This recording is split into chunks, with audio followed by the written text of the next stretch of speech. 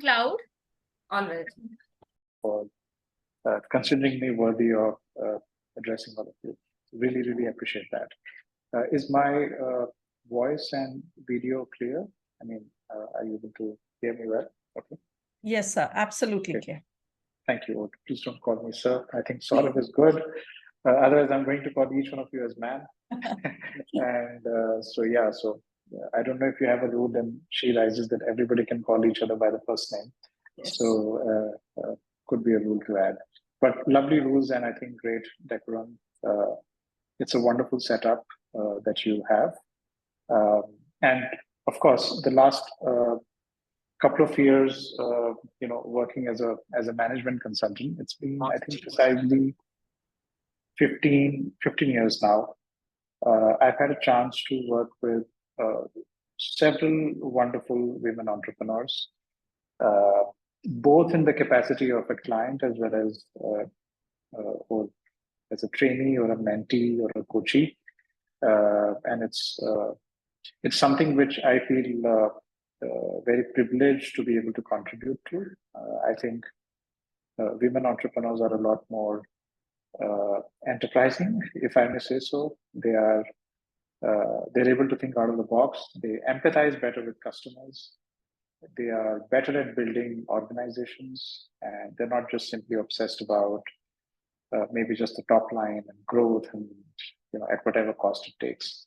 So and it's something which I really believe this is how businesses need to be built. There are no shortcuts, and today's session, of course, will maybe introduce you, or in some cases, some of you may already be good at it, but it'll help you look at go-to-market and competitive strategies with maybe a fresh lens. Some of it may not be, let's say, very unfamiliar to you. But generally, I like to say that in any such session, there's no new knowledge eventually, right? It's how we relate to it, and every time you learn a concept which you may have learned before or may have experienced before, either in your own business or another professional situation, you are changing as a person. So, which means the way you relate to that knowledge will also change. So, and I think if you are changing every day, and if you're a new person, when I'm talking to you, I think you will look at what I have to share also with a fresh eye. So that's what I request you to do. Keep a fresh eye. Try not to be biased by all that you've heard and learned prior to today. And of course, you can go back to after the session to what you already know. Feel free to ask a lot of questions. I think in the last session that we did with Wikiflow and She Rises, we did have a lot of questions, which was amazing. The group also was much larger. The cohort was, I think, running into maybe 60 plus entrepreneurs. So I'll try to keep my slides, maybe we cover them in about 45 minutes, if not more, and then use another 45 minutes to just chat and understand your unique challenges, and maybe I'll try and help. Of course, we'll try to stay more within the topic, unless there is something which is totally different that you'd like to discuss. Perhaps you could reach out to me separately, or email, or one-to-one. So that is a background. I'd like to maybe share my screen and take you through what I have. Okay.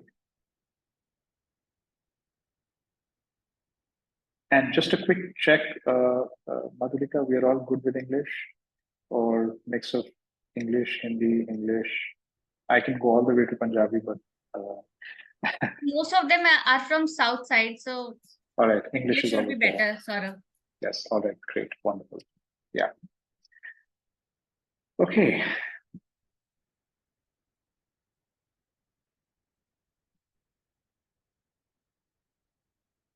Please let me know if you're able to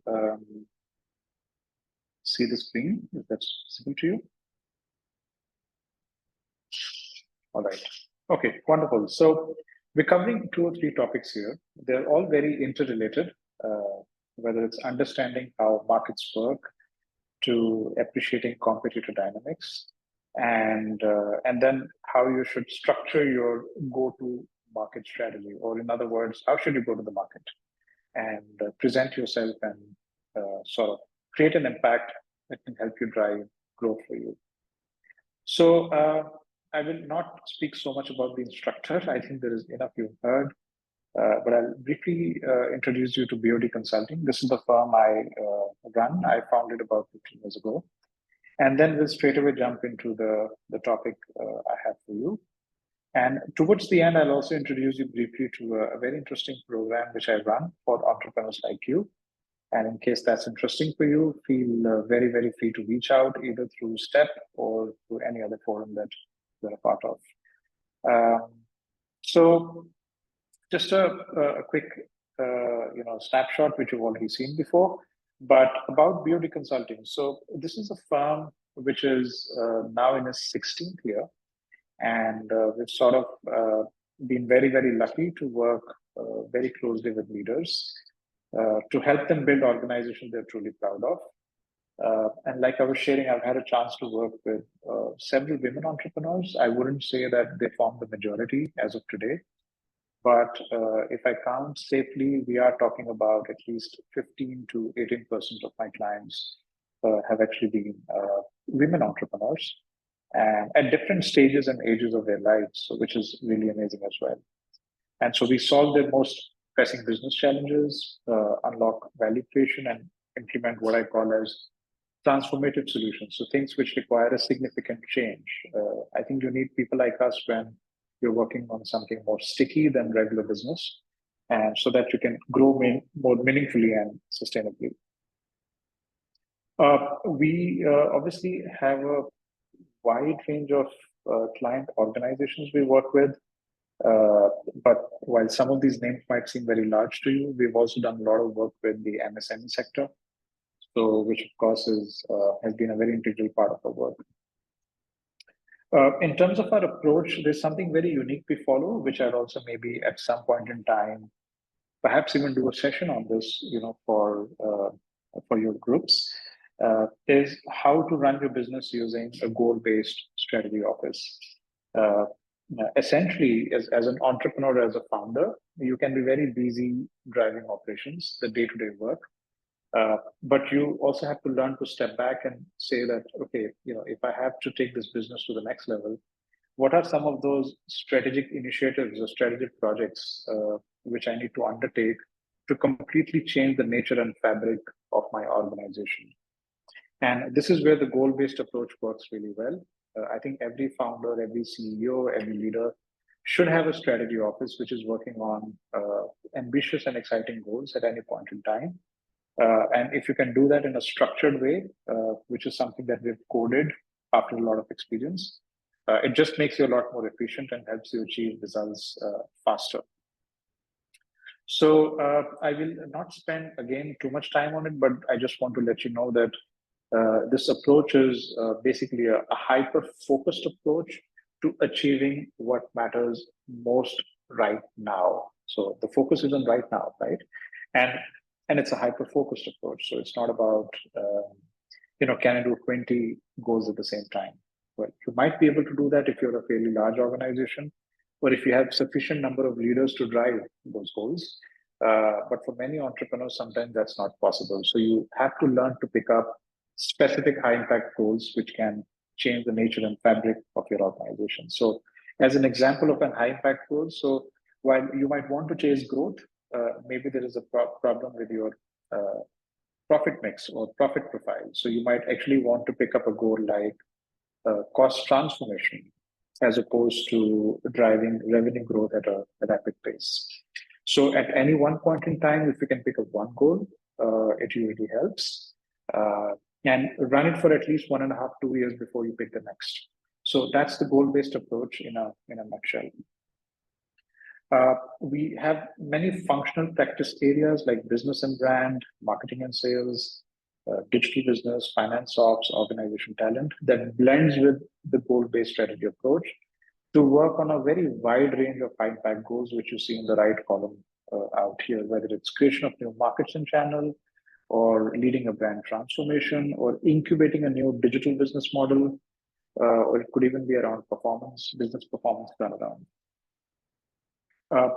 I could share this presentation later, but this is a case study of a company where we worked on many such goals over the last, let's say, 6 to 7 years.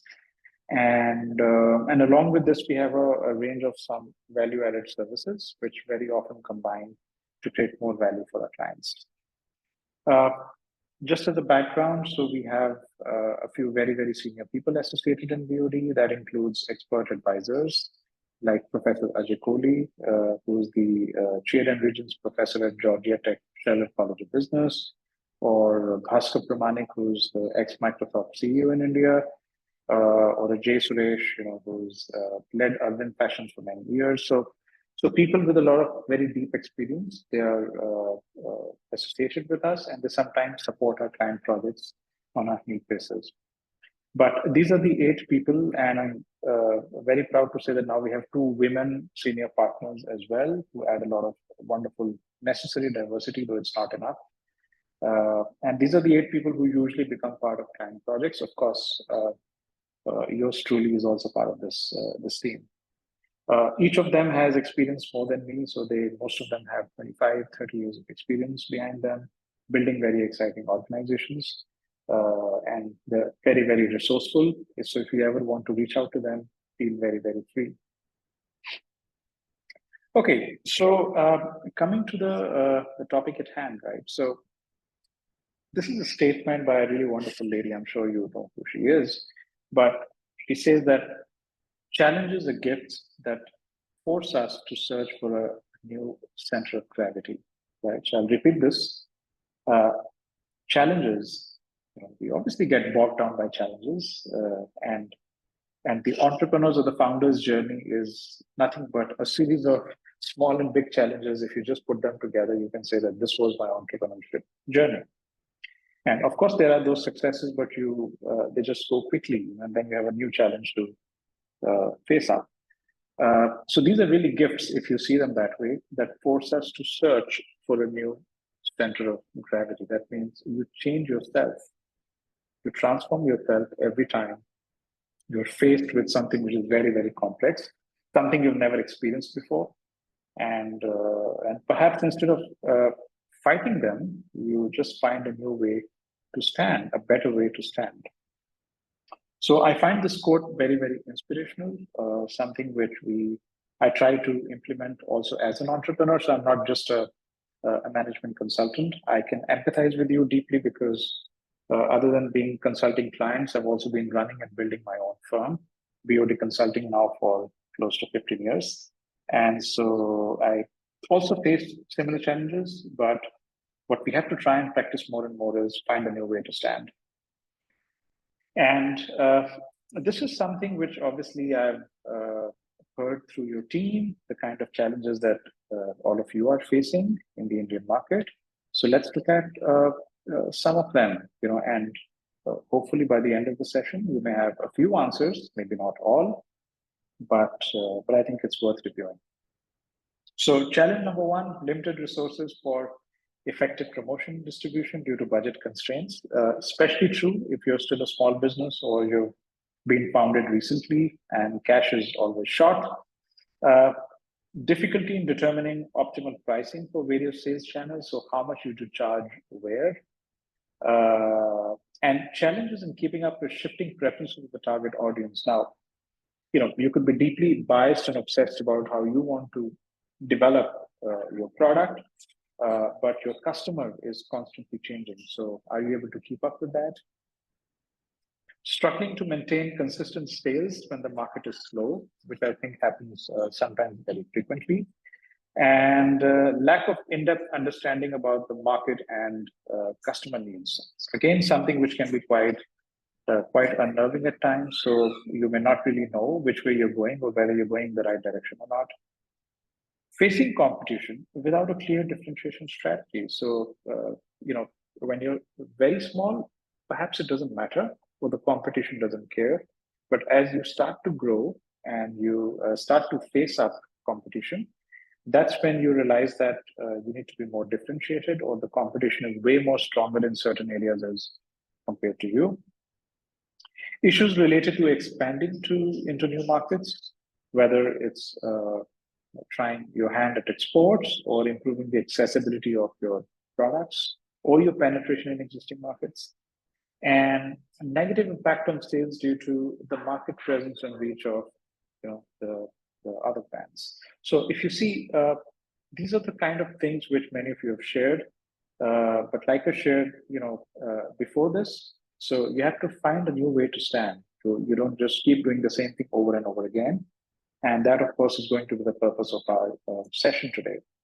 So I plan to cover 3 broad topics before we open up the Q&A. Some of it might seem like you've seen before, some might be new, but feel free to ask your questions as you feel comfortable.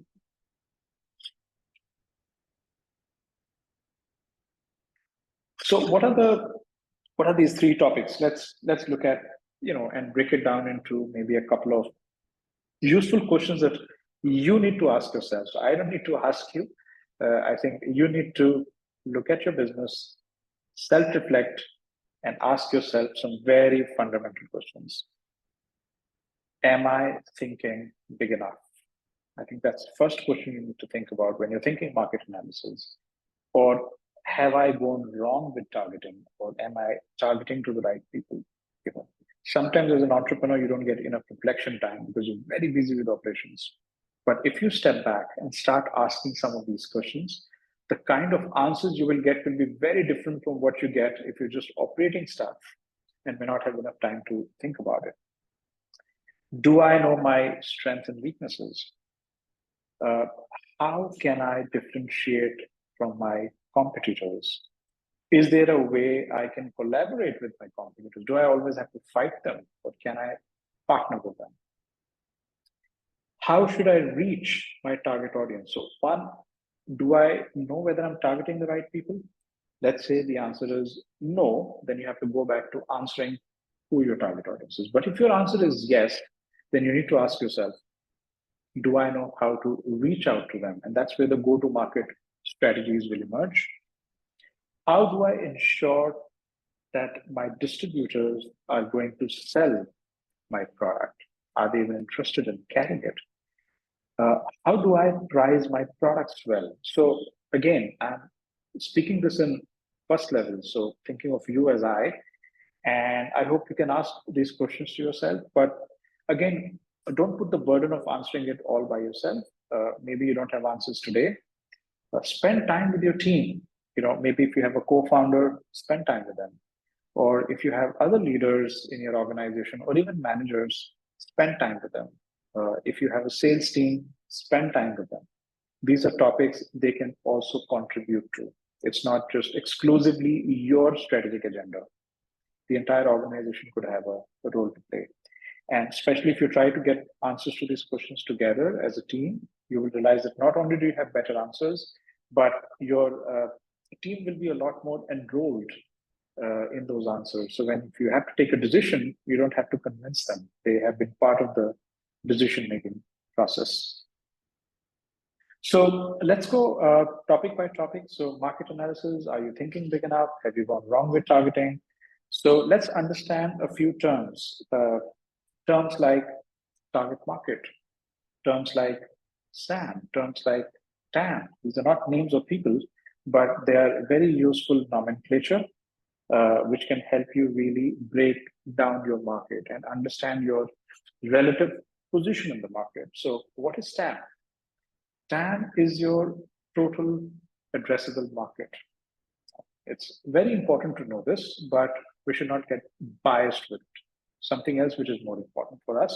So when I say total addressable market, what I mean is what is the total global opportunity for this product? Of course, sky is the limit, which is fine. But if you're a small business, if you're someone who's starting out or have just started out, even if you're mid-size, you perhaps are not in a position to address the total market. So which is where we come to the point of what is the serviceable addressable market. So what is that TAM that you can actually serve? That means it is within your horizon of your ability to serve. And then there is a further subset of that, what I'd like to call as the target market. This is where you have to put a lot more attention, but you need to know SAM and TAM so that you can figure out proportions in a smart way. So target market is basically where you're trying to describe who you will market to and the people who will buy what you are selling. That means now you're talking about creating a far more sharper product market fit. You're not talking about the TAM that you can actually serve. You're also not talking about the overall TAM or the global opportunity. But right now, where you are, or maybe in about 6 months to a 1 year horizon, which is pretty much short term, who can you really market to? And who are the people who will actually buy what you're trying to sell? That is your target market, right? And out of that target market is where you have to estimate your market share. So you can estimate your market share in either in percentage or dollars or rupees. But the bottom line is that it basically funnels down. So let's say the TAM is about 44 billion, SAM maybe 1/5 of it, target market another 1/5 of that, and then the market share might be much smaller. But you can also always calculate it as market share divided by the target market. You get a percentage or some proportion, which gives you a decent sense of where you stand in the market or what your relative position in the market is. So this is very, very fundamental. And I think each one of you needs to do or must do for your respective business. Why knowing the TAM is also important is because it opens up your mind of what are the possibilities. Sometimes we kind of limit ourselves to just our immediate target market. And it's not to say that every single business needs to scale up and become really large. But at the same time, it's while it's okay to remain small if you choose to, it's still important to know what the big picture looks like, right? So this is where this basic market analysis of immense value. So I'll share this with the example of with an illustration. And let's say if you're operating in the beauty and personal care industry, and you have to find out where you can really go from where you are. What are some untapped categories or segments you can enter? So this is a typical growth challenge, growth problem, where the entire approach around TAM, SAM, target market, and market share can have immense value. This is actually a real case of a client operating in the beauty and personal care market, which in India currently is about $27 billion.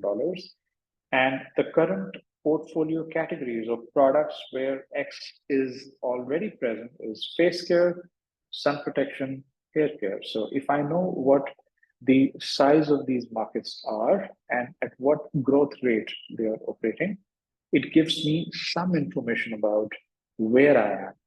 And from there, I could also take a call into where I want to go, or perhaps where I would like to exit from. I think all these three choices are there. Stay as it is, stay as you are, add new untapped categories, or let go of a few categories. Just don't keep adding. If it's something you're not able to service efficiently, or your target market is not valuing your product, you might even want to consider doing an exit from that particular product or product category. So the untapped categories in this care are body care, shower and bath, and then there are a couple of other categories, which are a little bit far away, not so adjacent to, let's say, the current portfolio categories. So things like cosmetics, which is again very, very large, shaving or oral care or deodorants and fragrances, and baby and child. So if you see, all of these are potential areas to operate, right? Within that, you have a SAM. Within that, you've got your target market. And within that, you have a certain market share, or you're targeting a certain market share. So that's how you have to think about market analysis. And if you're looking to, let's say, set goals for sales, you could say that I'd like to increase my penetration in existing markets, or, I could also be thinking about expanding to new categories. I can do both if I want to grow. So suddenly it's a very simple formula. If you're looking to grow from where you are, you can increase your penetration in existing categories or expand to new categories. Let's say the current monthly run rate is 4 crores for this brand, and they would like to eventually go to a monthly run rate of 8 crores. And the current market opportunity is 8.28 billion, and the current market share is 0.07. Now, if you want to go to 8 crores, one thing that you can simply do is you double from 0.07 to 0.14. Keep selling what you're selling, but sell it to more number of people more frequently. Yeah. And another thing you could do is you could enter into 2 new categories like body care and shower and bath, and you increase the total addressable market, which is 14.29. And then you say that I'm just going to increase my market share of this combined set of categories by 0.01%. So going from 0.07 to 0.08, and I can still double my sales. I hope this simple illustration makes sense. So, a lot of marketing sometimes is just very basic maths, but we often think it's very intimidating, but it's as simple as what you see on the screen here. Okay, so the question you need to ask yourself is, have we really gone wrong with targeting? And this is where you need to answer for your business. So these are the kind of things which are should be bothering you, or should keep you concerned a little bit. Are you facing problems with scale because of a target market issue? Have you picked up the wrong target market, which doesn't value the kind of product you have very well? Or is it too small a market? How many customers can we really serve?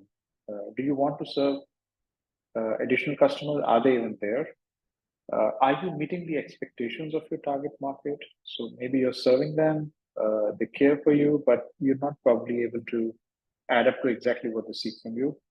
And should you bring more focus or expand your target market? So do you go more deeper and deeper for the same target market, or you start expanding your target market? So both options exist. So this is how you determine your solutions to growth problems with simple market analysis.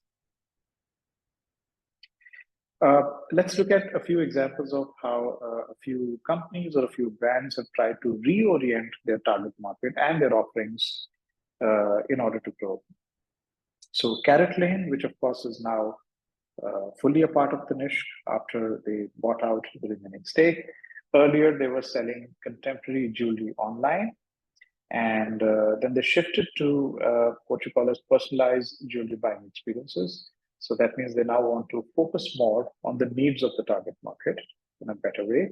And in order to do that, they looked at introducing virtual try-on and customization possibilities. So what that resulted in was both an increase in engagement and market share. Fab Value, on the other hand, caters to broad audience seeking trendy fashion. And from being very, very broad in terms of offering to a lot of people, they decided to focus on a certain segment of the market to target plus size fashion alone, right? And the strategy was to, of course, introduce size inclusive designs, and that eventually resulted in higher sales and brand loyalty. So you basically pick up an untapped part of the market, somebody who's not looked at that target market as part of the larger SAM and TAM. Vedantu, which is an edtech company, provided online tutoring across subjects. And then what they decided to change was focused on competitive exam coaching. So a bit of change in positioning from just tutoring to preparing students for exam coaching. And then they started introducing specialized courses. They were able to better serve the needs of the target market, which helped in expanding their user base and recognition. So these are all examples of the kind of things you could do for your business. And there are just so many types of changes and strategies possible. But the basic principles actually remain the same. Okay, that takes me to the second topic, competitor dynamics. So do you really know your strengths and weaknesses? So whenever you think about competition, I think a good starting point is knowing yourself. Do I know what I'm good at and what I'm not so good at? Now, if you're not good at something, it doesn't mean that you have to become good at it, but you can at least learn how to manage your weaknesses while you continue to further strengthen your strengths, right? And the other area, whenever you're thinking about competitive dynamics, is that how can you really differentiate yourself against competitors? So do you have anything which is way better than what your competitors offers, right? Or anything that really puts you apart. But you have to make sure that it's not just something that puts you apart. It has to be that something also has to be valuable for your customers, right?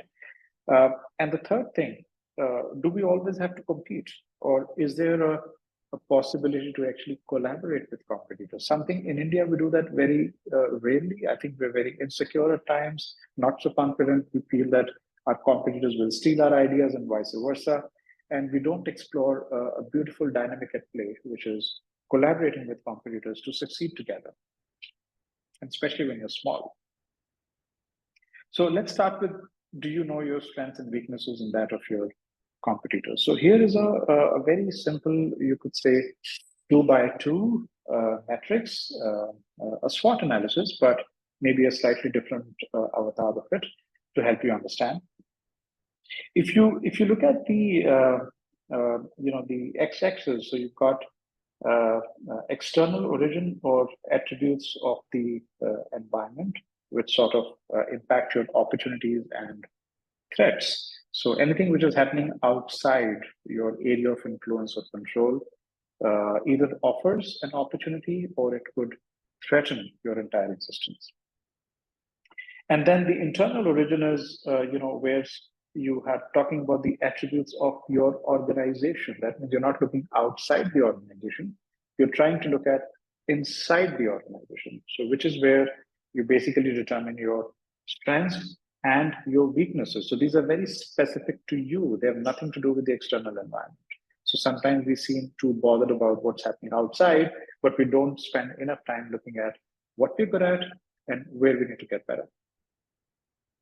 Now, if you see, strengths and opportunities are helpful, whereas weaknesses and threats can become a deterrent. They can stop you from achieving your objectives, whereas strengths and opportunities help you in achieving your objectives. So if you can use this unique 2x2 to guide you into figuring out your strengths, weaknesses, opportunities, and threats, I think it gives you a really amazing snapshot of your current status. And it aids in strategic decision making, but it also helps in creating a competitive edge, because then you can actually think about where you need to get better or how to further leverage, or you could say monetize your strengths in order to sell more. At the same time, address the risks associated with the threats and do some structured risk management before you're actually out of business at times. So besides the SWOT analysis, I'd like to share a couple of really amazing strategies which are used to withstand competitive pressure. Since many of you did mention that you are facing competition, I think it's very important to know how you're going to face competition, or how are you going to change your standing position, right? And also to, of course, overcome the kind of threats which are standing in front of you. So as a business or as a founder, you will realize that you can't do all of these. So, but at the same time, you don't have to do only one. So you notice that many businesses might have a combination of 2 or 3. They may start with one, especially when you're starting out, but as you grow older and more experienced as a founder, or your company becomes more experienced, has better credentials, you will realize that you need a few more to continue to stay ahead of the competition, or at least at par with them, in order to be successful. So the first and foremost is what you call the cost leadership strategy. So here your objective is to achieve the lowest costs in the industry without compromising on acceptable quality standards. So lowest cost, but while maintaining acceptable quality. A very good example that you might experience on a pretty much a regular basis is if you fly frequently. So you could be flying Indigo, and Indigo is really a cost leader. And they turn a decent profit. The quality standards are fairly acceptable. They don't wow you. Nothing wows you, whether it's the food or the experience inside a flight, but it works for them, and they're sort of highly differentiated because of it. The other is differentiation strategy. So you create something very unique or very distinct from what is really available out there in the market. So when you have to stand out, sometimes you offer a product or a service which others are not even thinking of, or maybe they're not in a position to. I think, especially if you're a smaller company, this is a lot more easier to do. Cost leadership strategy sometimes is a little bit easier to do when you're a large company operating at scale and you actually start enjoying the economics of scale. But differentiation strategy doesn't require you to be large, right? You can create unique or distinct products. In fact, the bigger companies find it a lot more difficult to create something unique or distinct, because if they have to do it, has to change their entire supply chain, which sometimes they would not risk at all. The third strategy for withstanding competitive pressure is focus strategy. So you concentrate your efforts on a specific niche or a segment of the market. We saw the example of Fabelli here, right? They decided to focus on plus size clothing, very specific niche, very specific target market. And that allowed them to really differentiate, because you deep dive into an area, you become better than anybody else, as simple as that. The fourth, of course, is innovation strategy. So you continuously introduce new products, new features, or technology advancements. There are, of course, examples of many companies, many brands who do that from time to time. But, some of your digital platform brands like WhatsApp or Facebook, Instagram, they do that quite frequently. They use innovation as a strategy to keep differentiating and keep getting better, with engaging their target audience. The fifth, if you perhaps have sufficient capital, is the market expansion strategy. So you start entering new geographic markets or target new customer segments where the competitive intensity is lower. Now, of course, it's a catch-22. So if you want to have, let's say, huge volume sales, the chances are it's going to be in areas which are somewhat commoditized. Which means that the competition there is going to be very deeply fragmented or very high frequent competition. But if you enter a few niche areas, new markets, new customer segments, the intensity may be lower, but the market size may also be smaller. But it might not be a very bad idea, especially if you're a smaller company, to be able to pursue this approach. The sixth strategy is pricing strategy. So you basically look at employing various pricing techniques to influence the customer behavior. Don't just stick to one style of pricing. There is just so much one can achieve. This is a full subject in itself when it comes to trying to differentiate. And this is where you create a lot of exciting offers as well, and you basically influence the customer to make a choice towards you. Seventh is the disruptive strategy. So you introduce innovative products and services that will completely disrupt the traditional market dynamics. So this is different from the innovation strategy, where you're continuously introducing new products, features, or advancements. So it's sort of incremental in nature. Disruptive is you completely substitute something from the market. Partnerships and alliances. I think this is highly underrated, very valuable. If you can learn to collaborate with other businesses to create synergies and expand your capabilities, this again has the ability to help you differentiate from competitors. One of the most amazing strategies is the customer-centric strategy. We say customer is God, but the customer-centric strategy says, can you focus on providing exceptional customer service, maybe some level of customization and a lot of personalization to create delight, which maybe your competitors are not able to offer. I again feel smaller companies have the potential to do that much better as compared to larger companies, which can sometimes become quite cold, and for them, it's just a number. A customer is a number, an order is a transaction, and that's kind of where it stops. So any kind of data that tells you that, customer X likes a certain kind of coffee, and it's really data or computer driven, but there's no emotions behind it. But sometimes as a smaller company, you have the ability to differentiate from your competitors by being very, very customer centric. And the last but not least is the co-opetition strategy. So you basically collaborate with competitors to achieve mutual benefits. We'll speak about this in a short while, but this is again something which works really, really well.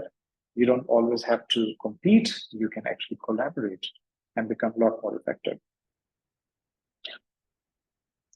So let's look at, again, staying on the personal care example here.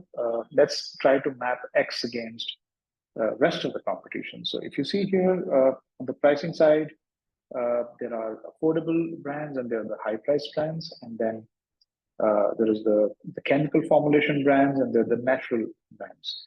And X in this case is trying to map against competition, and it has mapped all the key players who are perhaps in the constitution set for a customer. And it finds that it's in a growing cluster of what you call as chemically formulated value premium brands, and therefore needs strategic pivots that can help in differentiate in differentiating and taking market share from those competition. So once you know where your space is, you know what your peer set of competitors is, then you start to look at how are you going to be different from them. I think the biggest challenge is if you try to be too much of a me too, and another brand is already very, very strong by now, by the time you enter, chances are that customers might not really accept you.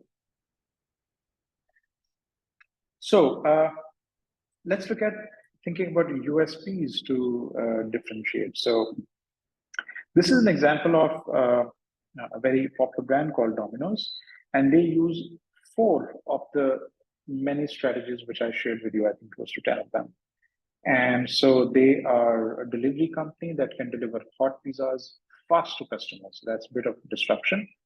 No longer anymore. I think many brands have managed to crack that code as well. From a pricing strategy perspective, they are able to provide pizzas at the lowest rate as compared to the competition. And sometimes they also create these amazing 1+1 offers, as you may have seen. From a customer-centric strategy, they regularly take feedback from customers and regularly monitor so that they can improve their pizzas and delivery services. And again, from an innovation strategy, they've been introducing pizzas on the basis of Indian flavors and taste with both premium and standard pricing. So here it's a blend of innovation and pricing strategy. But if you notice, this is a real example of a company which is using more than one strategy to really differentiate from competition. And that's what you've also got to do. Don't stick to any one idea, be open to explore many before you really find your mood.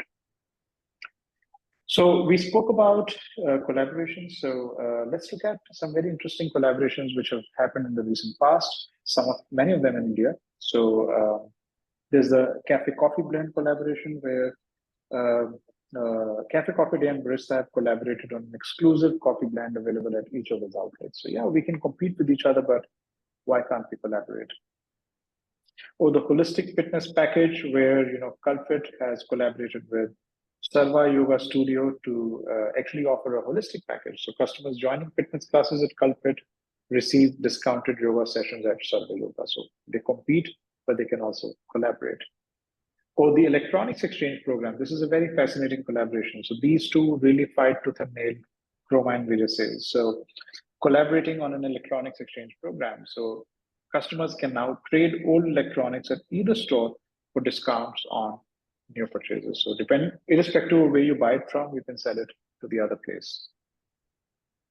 So this is an example of how you collaborate to scale and create win-win situations. And that takes me to the last topic. I do realize we may be going a bit slow, but I'll cover this topic before we open up the Q&A. So the go-to-market strategy. So how do you really go about pricing your product effectively? How can you best reach and serve your target market? How can you ensure your distributors are excited about selling your product? So let's look at some of these ideas. So whenever you're looking to develop a go-to-market strategy, these are the 6 things you have to really take note of. A very simple framework. You can take a snapshot or take the slides later. Identify your target market, and we've spoken enough of it, especially when it came from the market analysis. Clarify your value proposition to them. If you know who your target market is, or the customer who's most likely to value what you've created, try to articulate your value proposition in maybe 1, 2, or 3 points. Define your pricing strategy. So at what price levels are you really going to offer them? Is it going to be more of cost leadership? Is it like more like an offer? Is it like there is a premium and then there is also an affordable option? So what kind of pricing strategy are you looking at? Craft your promotion strategy. So how are you really going to promote what you created? Choose your sales and distribution channels. So where exactly are you really going to be available if somebody was really interested in you after they saw your promotion? And finally, setting metrics so that you can monitor your performance. So just 6 very important elements which can actually help you build your go-to-market strategy. So now let's look at each of them, right? So while I may not have time to go through all of these, but you know, the objective of today's session is to basically also help you not just get answers, but learn how to ask good quality questions. So if you want to identify what your target market is, you know, start asking some very simple questions like, is your product being sold to everyday consumers or to other businesses, right? Or to both, right? Similarly, will you use demographic or psychographic or any other type of segmentation to define what your target market is, or what are the pain points of your target market? And that will actually take you to the value proposition. So what pain points does your product really remedy? So a target market may have 5 pain points, but it's not necessary that you can address all of them. So don't even try to. Pick up the 1 or 2 which are absolutely crucial. Not all pains are equal. How does your product stand out from your competitors? What unique features or experiences does your product or service provide potential customers? So this is how your value proposition starts taking shape. When it comes to your pricing strategy, try to figure out how much does it really cost to manufacture your product or service. What price do you need to meet in order to make a decent gross profit? How much do your competitors charge for something similar? What is your target market willing to pay? So sometimes we think we're just going to do cost plus pricing, but it doesn't work. At the end of the day, it's the market that decides what they will pay after evaluating everything that's also available. Will you use a subscription model, which means you sign up a customer and they sort of subscribe every month? And or is it going to be a transaction model where every time they have to buy something, they have to do a fresh transaction? When it comes to crafting your promotion strategy, what is the best channel to reach your target audience? Now, some people say online, some people say offline, some people say both. But you know, you have to understand eventually your customer is everywhere, right? The same customer spends time offline and online. So you need to decide what is going to be the best channel to reach your target audience. Does your customer respond better to outbound marketing methods such as phone calls or radios? Just don't do phone calls because one business does it, it's working for them. So you also start doing it. Maybe for you, radio advertisement may work better.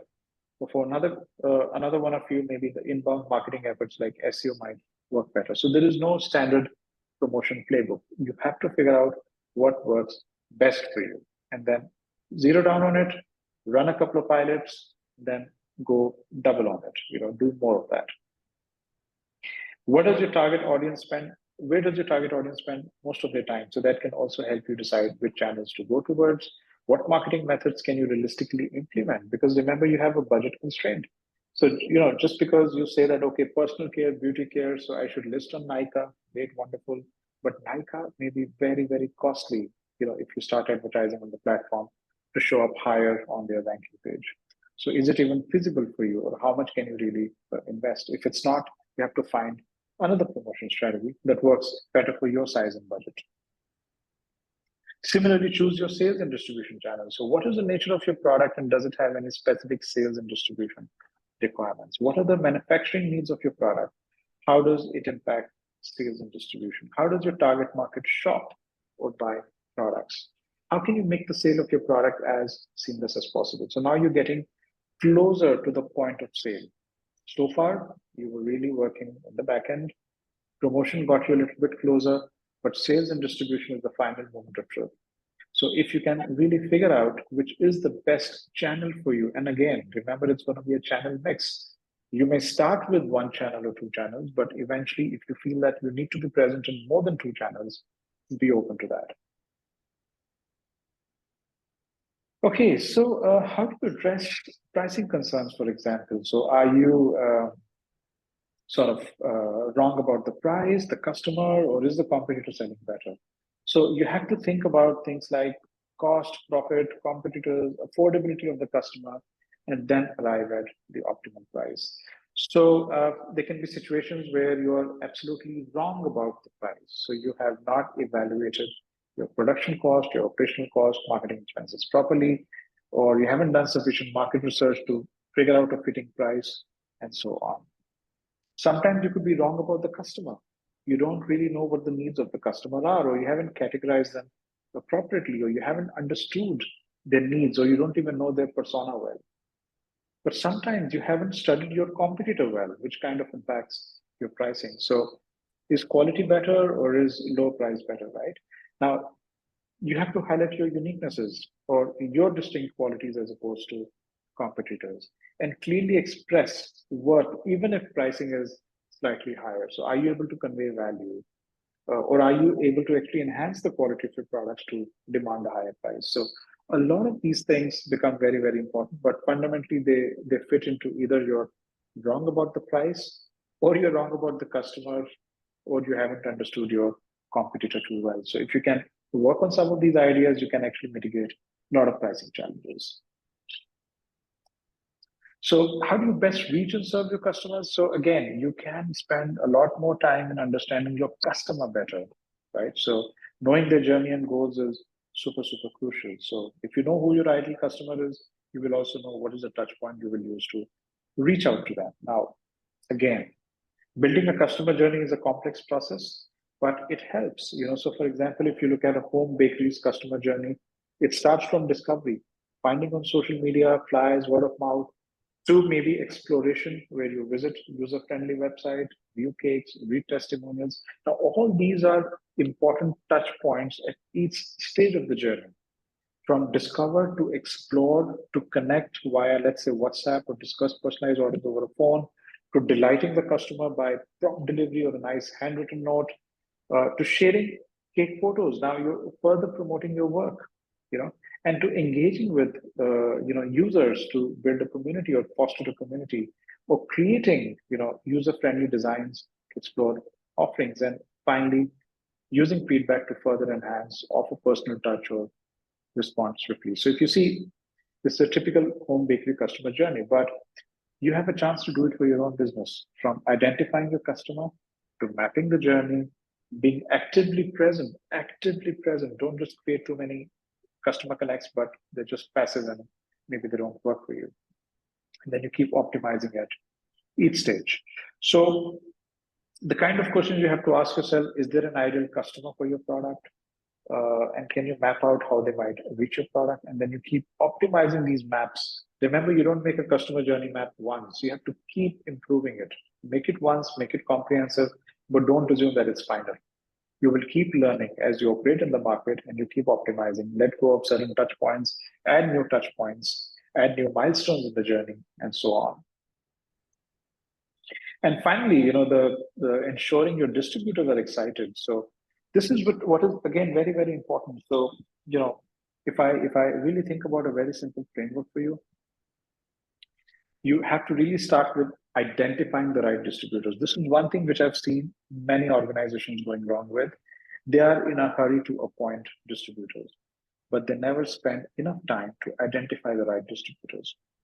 If you go wrong over there, it can take many months, many years to get rid of them. And therefore, even if you're incentivizing distributors, but they are the wrong distributors, it's not going to work for you. So the first step is identifying the right distributors who will be the best fit for your product and customer target. Then you think of incentivizing them, and then you take a lot of feedback from them to keep optimizing your services for them. So when I say identifying, you have to ask some good questions. So from geography coverage to their volume in market segments. So are they really covering some of the geographies you want to focus on? Who is the distributor that sells the most in your market segment? Who is selling the most for your competitors? And what kind of relationships do they have with your customer base? And when it comes to incentivizing, I've seen a lot of companies creating financial incentives or monetary incentives. But some of the most amazing incentives are non-financial incentives, where you do things like providing extended payment terms. Oh, distributors love that.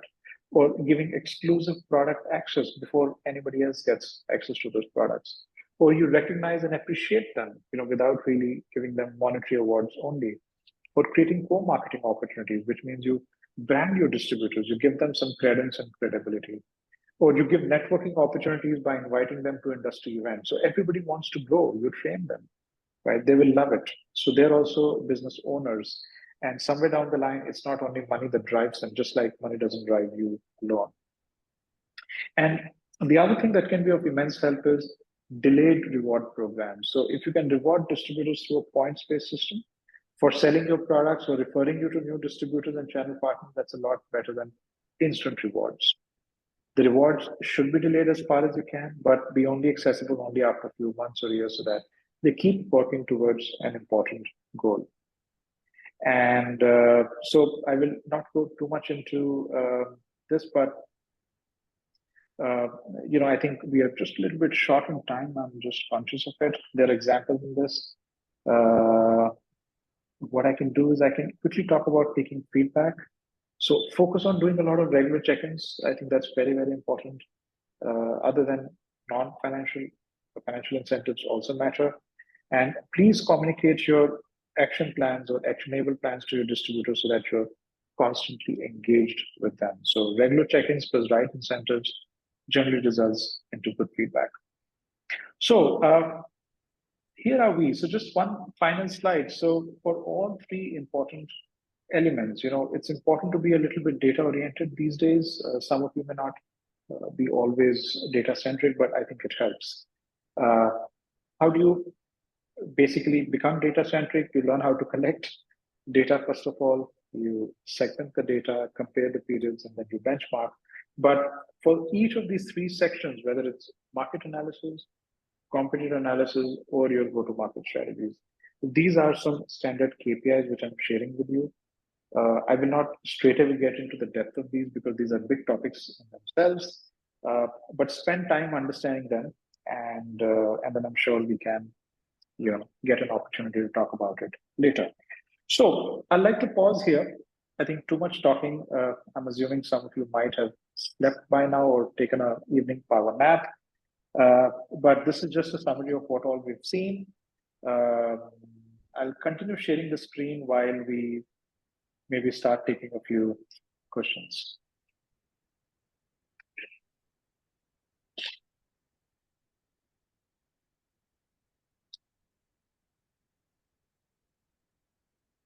So,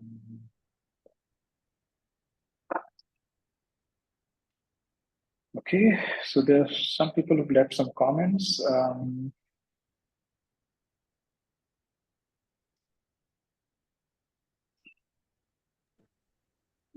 Yes, please. Can I ask a question?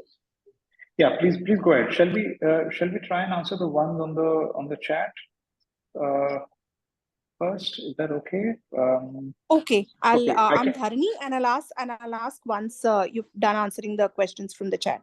Okay, I only see one question in the chat. Correct me if I'm wrong. So it says, "What is the role of distributors when it comes to a fashion label?" Am I seeing the right place? Is there another place? Yes. Yeah. Okay. This is me, Nikita Bajoria. All right. Yeah.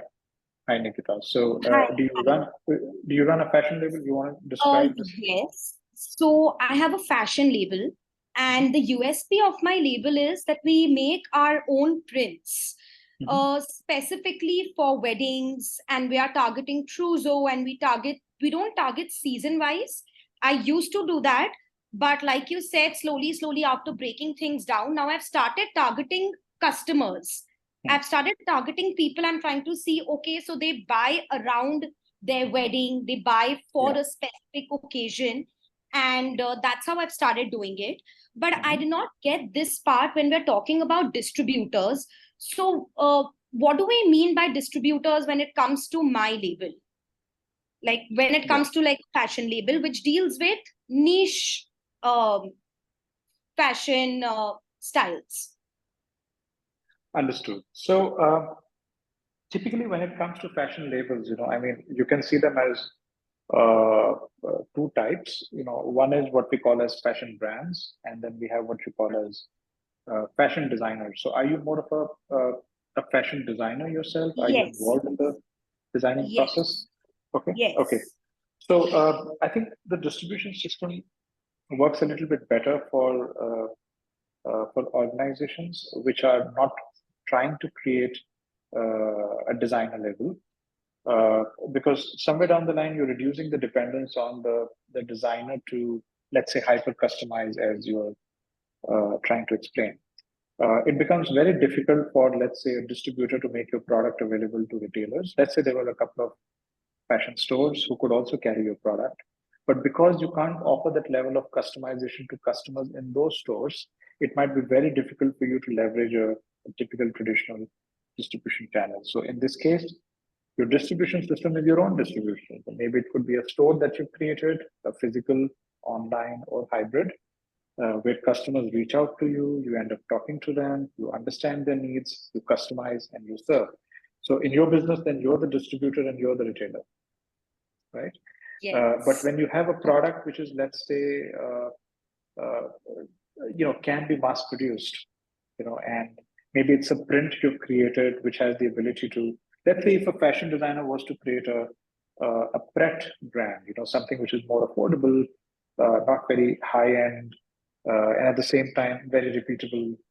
That's when signing up distributors may be of immense value, because they can then take it to many stores around the country on your behalf for a fee.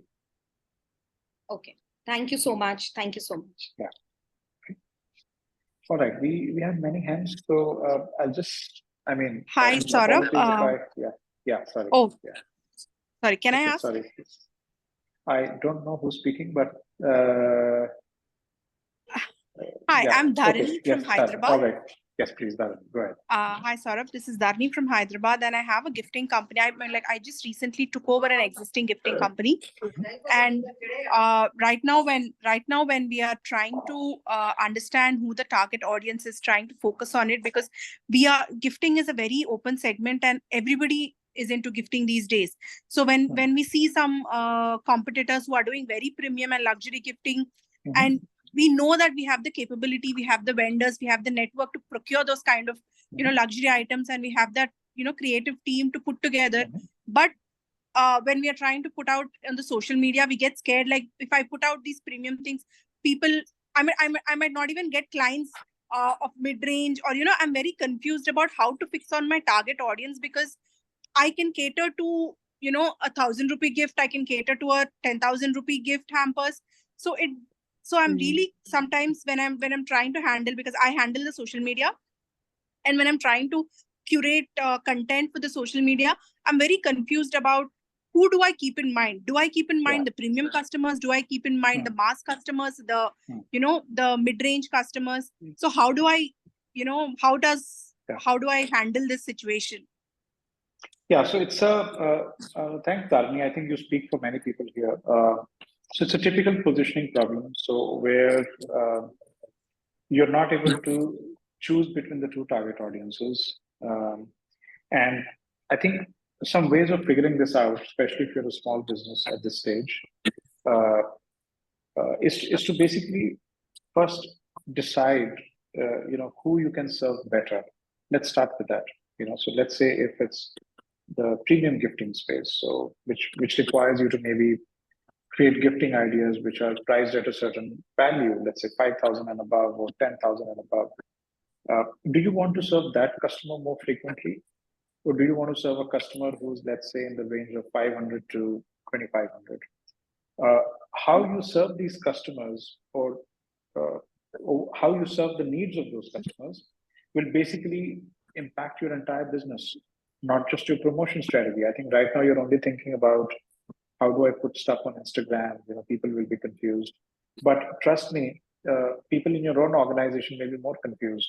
So which products should I introduce? What should I not introduce? So I think try to have a hard call, because remember that if you're trying to serve all markets, it's not necessary that you will create a much bigger business by default. But all markets are large enough. If you look at their TAM and SAM, they may not be too small. So whether it's the affordable segment or the premium segment, my suggestion to you would be pick one and create a mastery on it. And I think not only will you eliminate confusions on social media, but everywhere else as part of your business as well. Even in your supply chain, the kind of things you're sourcing will also fit into that budget range. Otherwise, you might just end up with a very complex portfolio of products and not talking Correct. to each other. Yeah. So try and see if you can do that. And once you scale up sufficiently, maybe you can create 2 brands, or you could create a sub brand, maybe for premium or an affordable range. But till you reach that stage where you really feel that you've almost saturated one part of the market, I think there is enough to do. One thing I would suggest is when you're deciding your target market, don't be greedy. Don't try to serve all markets. It doesn't really help. Rather, it Correct. creates more problems. Yeah. Thank you, Saurabh. It was very insightful. Sure. Okay. Priyanka has her hand up. Can we go ahead? Yes, I think I'll need that help. Yeah, sure. Yeah. Thank you. All Thank right, you. Priyanka. Thank Yes, you. yeah. It was a wonderful session. Thanks, Saurabh. So my thing is, I'm an artist and I conduct a lot of art workshops for kids and adults. And I am into resin products as well as art, right? Mhm. Now, obviously, there is like a huge set of market which I sort of, have to sort of target. Right now, of course, with terms of the response and overall a need for the market, there has been a huge need for workshops. So as much as I'm, expanding with respect to trying to figure out marketing strategies, bookings on Book My Show, different portals which have more visibility, Zomato's come out with it. So I'm listed all over, but there are so many more artists doing that as well, right? So I do want to expand the market.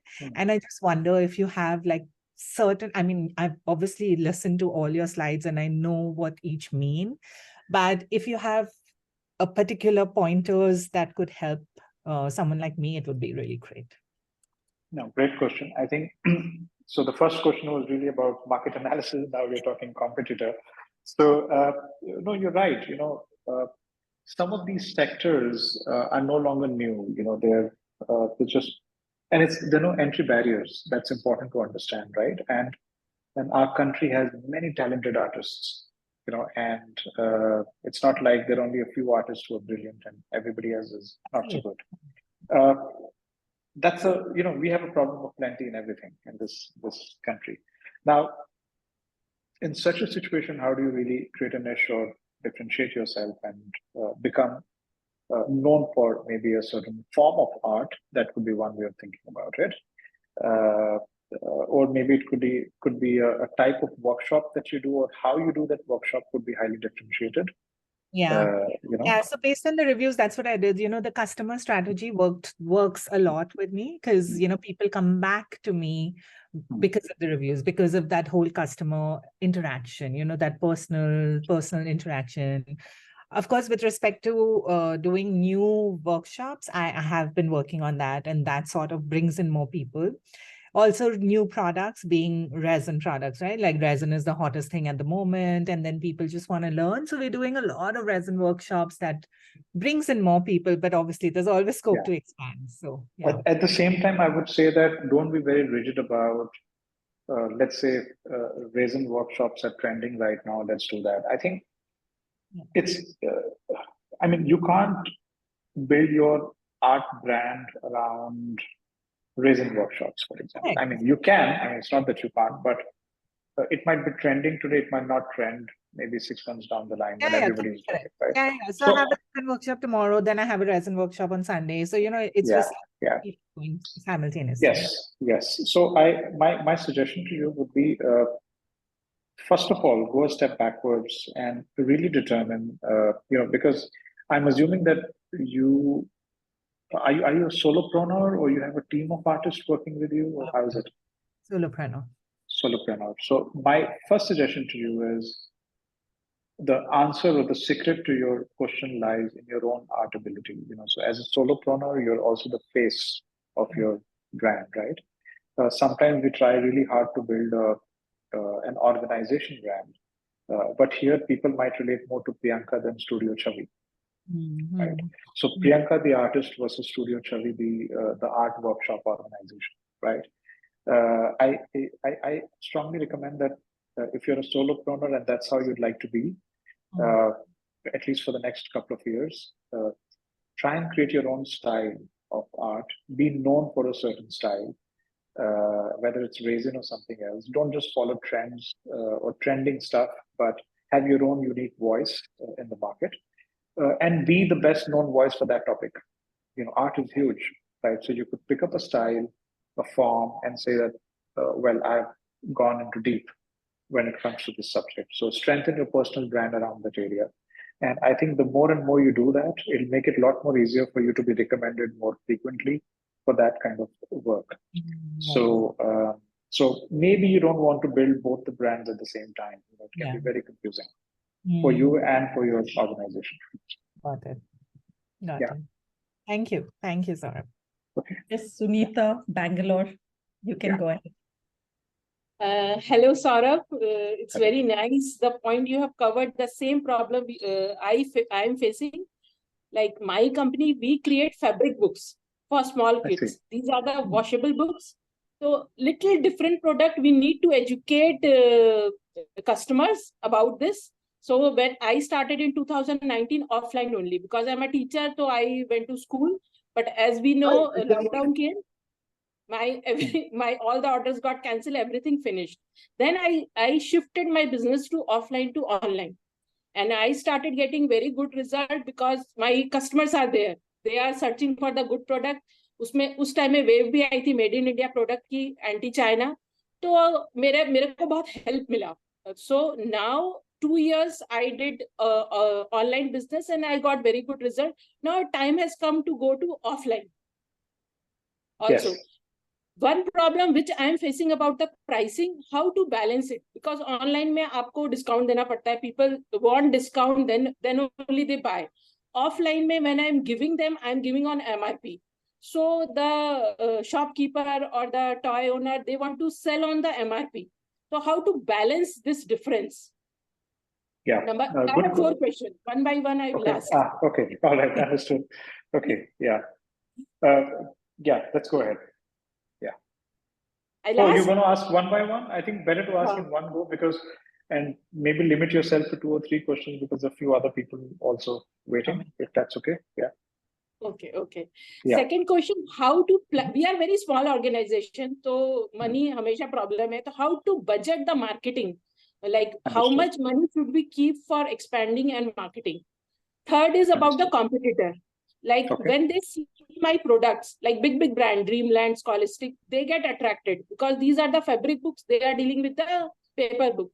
So they asked me, can you do for me? Yeah. Should I make for them? I have said no because to Dreamland last year. Now after 1 year, they have come up with the fabric books of their own. But again, their reach is much more bigger than me. But I am different. Because the content, I'm a teacher, the content, again, we are more better than them in terms wise content and language. What I have done, I have created this book in regional languages, which no one has done. Hindi, Malayalam, Kannada, and there are so many languages we can do. And the fourth question, which I want to know, like job work. Like so many people are asking me, like there is a big brand, cycle brand. So they are asking me, can you make books for me? So I am little confused. Should I go ahead? So first, your third and fourth question, which are very easy. So, at the end of the day, what is your purpose behind doing what you're doing? I guess you want more and more people to experience your art or the fabric books that you're creating. I see absolutely, and this is the part, remember, we spoke about collaborating with the competition. Yes. Right? As entrepreneurs, sometimes we feel that, how can I do that? And I think if you're a true entrepreneur, you would say that, let me also do that. And it's only going to expand your market and your understanding of the market. Because when we're small, we sometimes don't have access to a channel. Somebody like a Dreamland might have that channel, or maybe another brand that you spoke about, and they want you to maybe white label for them. Maybe it's not your own brand, but eventually, how does it matter? The point is, the only thing to do in your business is not to build your brand. It's eventually to sell products for a profit, right? And you can also create your brand, for the channel that you are able to service very, very efficiently, right? So I think those are some things that you have to take care of. I might just have a power cut in my place, but yeah, maybe you can see me or you can't, but I'm sure you can hear me. So essentially, my suggestion to you would be that you have a product which can be scaled up. Yes. And you must use every opportunity to ensure that it reaches as many customers as possible, whether it's through your own network of distributors and retailers, or it's through companies who are much larger with a bigger scale, and they want to leverage on your unique skill. Why not? What stops you from doing it? I mean, if you have the capacity to do this, of course, why not? And I think you can grow quite large if you collaborate. It takes time to build your own brand, trust me, and by the time you get there, maybe you've lost the opportunity to scale. Yeah. Okay. Actually, I have taken the cycle. I think we lost your Brand, voice. because they compare us with the big manufacturer. Hello. Yeah, sure. Yeah, I can hear you now. Yeah. No, I have taken.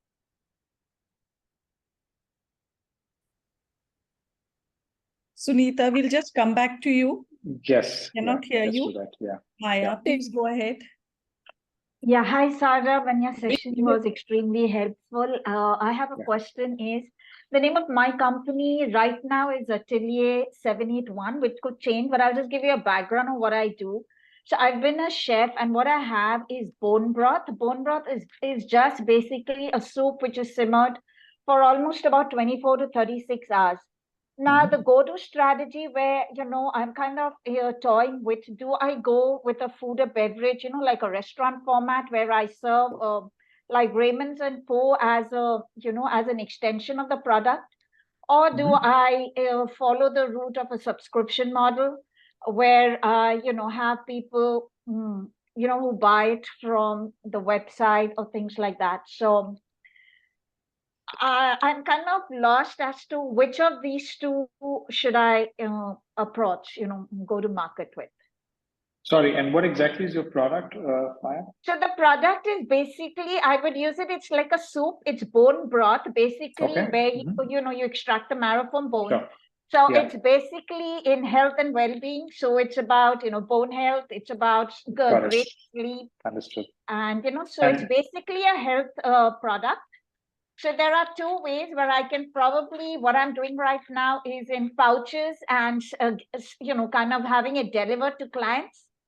But is that the right approach in terms of visibility and the expansion of the product? Or do I have, something like a Subway, which has bread, but my base Yeah. becomes a soup, and then people can add noodles and chicken and whatever else they would Understood. have and have an I hear you. experience of the product. So which of the, Yeah, I think it's an interesting challenge. So, help me understand how wide is your menu? So, can you offer many options, or is it just one or two? How easy or difficult it is to, let's say, create a larger range of offerings? So, because if you're setting up, let's say, a physical, reason why I asked this question is setting up a physical setup. right? It might not help to just have just one or two products in the menu. Absolutely. Right? So if you're able to create options, and when I say option, doesn't mean create 100 options, but a few fundamental options, like maybe 6 to 8 bases, and then you have a couple of topping possibilities, and then I think there is a decent chance of creating a small Subway kind of a setup. Okay. However, having said that, eventually you have to ask yourself a very basic question. So, Okay. how do people consume your product? So, do they like to consume it at home, or would they want to step out for it? Do they like to consume it as an everyday afternoon meal, or is it like they would only have it when maybe there is a specific need, health requirement to have the kind of food you have? I think you need to answer some of those questions first before you decide the format of selling and going deep dive on it. You know, each of the answers has a huge implication on which format might work best, you know, Okay. for you. At the end of the day, you have to find out an answer to a very fundamental question: that why would your customer keep coming back again and again Right. for your product? And if you don't have a good answer to that, you know, creating a destination may be quite a costly exercise. Okay. So Okay. Okay. Thanks so much. Hey, Pooja, go ahead, please. Yeah, hi. Hi, Saurabh. Hi. Saurabh, my product is hand-painted furniture. They are art furniture that I create on order. My question is, how should I advertise myself to scale my business? How do I keep getting orders? The way I'm doing right now is by collaborating with interior designers and architects, and also you know, putting it up on social media. But it only, I mean, the orders just trickle because I'm not able to like really market myself openly anywhere. So I don't know a platform where how I can, where I can really market myself and showcase my products. I mean, I have a website, but even then, yeah. Understood.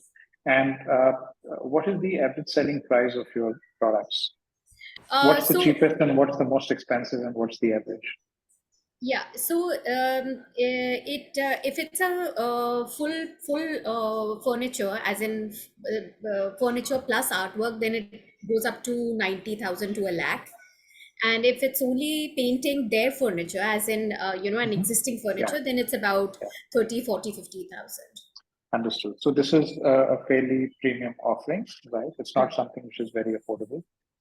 And it's customized to an extent. So now, if you notice, all your three channels right now, whether it's your website or let's say Instagram or even the interior designer route, is all virtual. Yes. Right? There is no physical experience involved in it. And I think that is a disadvantage for a product like yours. I'm assuming that your products are very beautiful. They could be touched and experienced. And I think you need to create opportunities for your target audience to visit, touch, feel, experience. And that's and it's also going to help your interior designer channel or architect network to bring customers to your store. So now I know running a store can be an expensive proposition, but you can start small, or sometimes you can do a shop in shop. Maybe there is a large furniture showroom who you could partner with. Don't worry about competition again. Collaborate. You're doing something unique, and you know, and do a shop in shop and say that, hey, you know, can I put my range over here, and both of us enjoy the profits, you know, sort of a thing. But I think the bottom line is you need to get your customers to experience your product if you want to create more market for it. Everything can't be sold virtually. Correct. But wouldn't that limit my audience, because then I'll be in a city, like I won't be across. In fact, you'll be quite surprised. So if your product is really good and people want the kind of stuff they want to buy from you, these days, if they're building their homes or refurnishing them, people travel to Turkey, they travel to China, they travel to Milan, and they can travel to Bombay. So if you're doing something unique, right? And then you can also eventually open another store. Maybe you say, oh, okay, you know, Delhi is a big market. There's a place in Delhi called MG Road where you have a lot of furniture. Maybe I can do a partnership with a large furniture showroom and also create a presence over there. So you can partner with many people to work with you. And that's because you have to eventually create that experience. And people spend time to buy the kind of furniture or at the range at which you're talking about. So they have all the time in their life. And social media perhaps may not be the best way to experience what you're creating. Although you still need to do a bit of that, but eventually get people to stores. I think that's the best way for you. And if I'm partnering with a store, then obviously I will have to build in their commission into my pricing. So would that mean increasing the price or sharing? It depends. You know, initially you might want to compromise and live bit of the profit share as the product becomes more popular. Hi, David. So it's a question of Yeah. how popular you are. Once you become famous, you give lesser Mhm. margins, and till you're famous, you earn a bit less. So it's okay. Let go Yeah. of a little bit. Yeah, it's the cost of marketing. It's the cost of sales and distribution. Right. Okay. Okay. Thank you. Yeah. We take the next question. Selva Lakshmi. Hi, Sarah. Thanks for your time today. So, I'm from Bangalore and I run a company called Farms to Families, where we do 30 varieties of wet batters, that idli dosa batters, along with some 50 plus millet products, which I cater to for 700 plus apartments in Bangalore. So, this is our 7th year. So, my question is, the situation completely changed post-COVID. So until pre-COVID, people were ready to wait at least for 24 hours to 48 hours because we followed a differentiation strategy which you talked about, because the market has flooded with one variety of batter which we all know, it's that the white idli dosa batter, but we offer 30 varieties. We offer the regional specialty batters, right? So but the problem post-COVID is the customer behavior changed. Everyone wants everything in 20 minutes now. So thanks to all these ultra fast, hyper local delivery companies. So now my question is, anywhere we get listed with these people, right? So it takes away the 40% margin. So minimum you need to shell out 38% to 48% to these hyper local delivery companies. So what should be the strategy I should be following? I mean, should I invest promoting it in my website, or should I go ahead with all these websites like Dunzo and Zepto and Instamart? If I may ask you, what is the frequency of purchase for these 700, 800 households? So how frequently do they order from you? Twice a week. We have 10,000 customers in our database, but if you see in a week's time, 1,500 people order in a week's time. Okay. Does the same customer order twice a week or 8 times a month? I would say 10% of the customers order twice a week. And then, yeah. What is the biggest cohort of customers, and what is their frequency of ordering? In the sense, is it once a week is what is most common behavior? Twice a week. Twice a week is, we also deliver only twice a week in all the apartments. We don't have the bandwidth to deliver every day. But now the demand is not every day. Now the demand is 20 minutes. So how do we go about this change? I think this is what you've thought about it. May not be true. So, okay, maybe we can't have a full conversation, but I'd like to give you a few indications that you can work on. If you understand your customer well, I'm assuming, let's say they eat it during breakfast, right? Is that when most people eat dosas, or can it be had in the evening? Yeah, it's mostly, and we also deliver before 7 a.m. So that's also before 7 a.m., right? So there is this really amazing brand of dairy products, at least works in North India well. It's called Country Delight. And they have a subscription offering, which is quite smart because it doesn't promise you 20 minutes or 40 minutes. So they're now trying to introduce that as a separate offering. But if I can plan my breakfast, and I know that when am I really likely to have my dosas, or if it's going to be every day or twice a week, you can plan your deliveries in such a way that it becomes what I would call as slow commerce. And sometimes fast commerce is not the only type of commerce, number one. Number two, if your products are fresher than what maybe some of the white idli batters are, or they're processed, and maybe you're doing something which is very, very fresh and unprocessed, that again becomes a differentiator or a reason why people might prefer your product, even if it comes one day later. So what you need to do is move more and more towards planned commerce as opposed to instant commerce kind of platforms, right? And be open to create your own mobile app platform if you can afford to build one. That is how you're going to be able to build deeper engagement with your customers, right?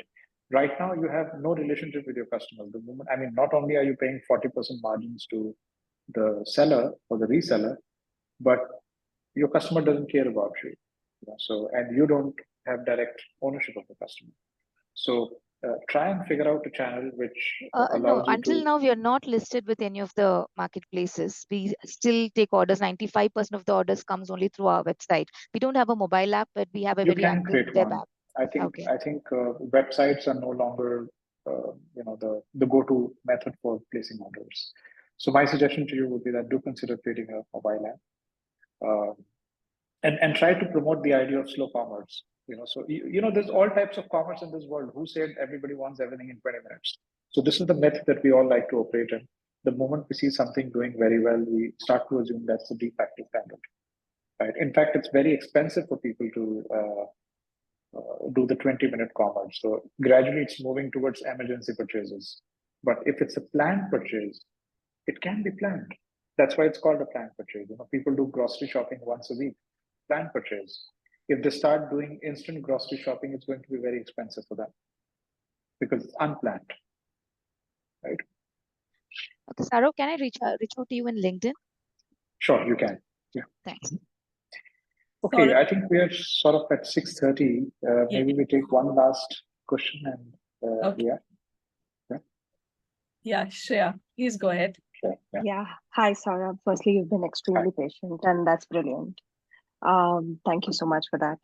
Saurabh, I run a kidswear brand. It's called Under 14 Only, and we are a pan-India brand.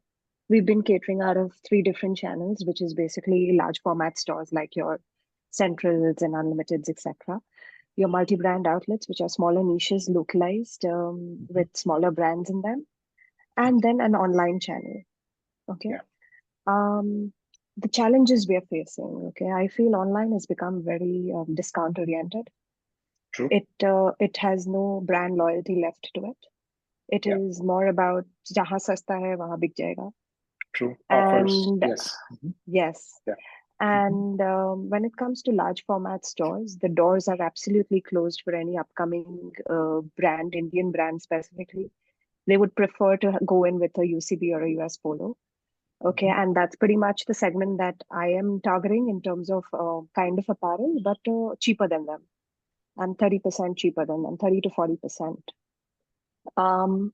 Next comes in your multi-brand outlets, which is an absolutely disorganized segment. A lot of players, a lot of local players, largely run by distributors and agents.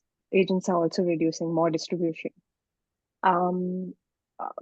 How, and I feel like honestly they know their customers better, I'm sure, but I feel kidswear is transitioning from one type of market to another, which I don't think all distributors and all retailers are currently understanding. Yeah. So how do you deal with this? Yeah. How do you grow? So I understood that you're also operating in the online channel. So is that your own e-commerce platform, or are you only listed on third-party e-commerce? So we've tried both. Okay. Of course, we have our own website that's now up and running. With the CAC of it is crazy. Okay, the customer acquisition cost just goes over the roof. Yeah. Yeah, and we're there on other channels, and the ones that are more premium do extremely well for us, like Myntra, First Cry, etc. Sure. I think one thing is pretty clear, Shreya, in your case. You've entered into a market which is apparently quite difficult to operate in, which is okay, not a problem. It's large enough for many players to coexist. You will have to create a very strong customer pull. When I say that, what I mean to say is that unless and only your customers are asking for your product, forget about your brand for a moment. I don't know what your brand is called. What is it called? Under 14 Only. Under 14, right. If the customer knows that when I buy a product under 14, it has that X factor. Now you have to define what that X is. There's a reason for a customer to look out for your products, so look out for your brand's products. You will have to do a lot of differentiation over there, and I know that it's very difficult to differentiate in kidswear, but you still have to, whether it's the fabric, whether it's the finish, or whether it's the supply chain, whether it's the sustainability play. Something you have to pick out, which basically connects to the heart of the consumer and says that this is a brand that I connect with. right? While and that's also going to help you, by the way, in deciding which channels you want to operate in. So you might actually let go of the local distribution channel altogether. I think right now the way you're seeing it is more like fast fashion, because the example of brands you gave me, and then you're 30% cheaper than them, seems like Yeah, it's like a more mass premium brand. Okay. Yeah. But at the same time, keeping in mind that we're largely cotton because we believe in that. So yeah, it is a mass premium brand. So that's one part of the problem. The other part of the problem, which I see in your model, is that under 14 is a huge, it's vast, and for example, a brand that specializes in infant or baby clothes could do very differently from a brand that specializes in, let's say, year 3 to year 7 or 8. And by So the time you're our larger talking target about, market, our larger target audience is 7 to 14. That's our focus area. okay, so you're talking about pre-teens, right? Yeah. And now one way to really target that segment is to target the kids themselves, if you can. If they can choose your product, then they want it. I mean, a preteen wants a Lego worth 20,000. As a parent, they'll have to buy it. But I'm not quite sure if you can build your clothing brand as aspirational or as interesting. But I think you surely need to differentiate your product. Otherwise, none of these channels are going to find you attractive, and would keep increasing your CAC. So I right now have a feeling, I'm not deep into it, but I have a feeling that the product portfolio may not be as unique as is needed to be able to differentiate. Very limited information, so I don't want to double guess. Yeah, of course. But I appreciate it. Thank you so much. Yeah. Okay. I think we've sort of crossed our time limit. Madhulika, over to you. Yeah. Yes. So Vanna, Nisha, Saurabh will be back with us for the next session. Also, please hold on to your questions. He'll answer it then. Thank you. Yeah. And thank you Perhaps, so much. Perhaps Madhulika, I don't know if you want, maybe the next session can be just Q&A. We don't have to repeat the slides if it's the same people who have attended before. Okay. Because then we can just straight away jump into, maybe people find it more beneficial to discuss their unique cases. So maybe we can discuss the format. Yeah. Okay. So many a times, Saurabh, many new people keep on joining. So just if you could refresh it, and then we can jump on to question and answer. We'll keep it. Another opportunity there could be, since you're recording this session, maybe you want them to go through it, because otherwise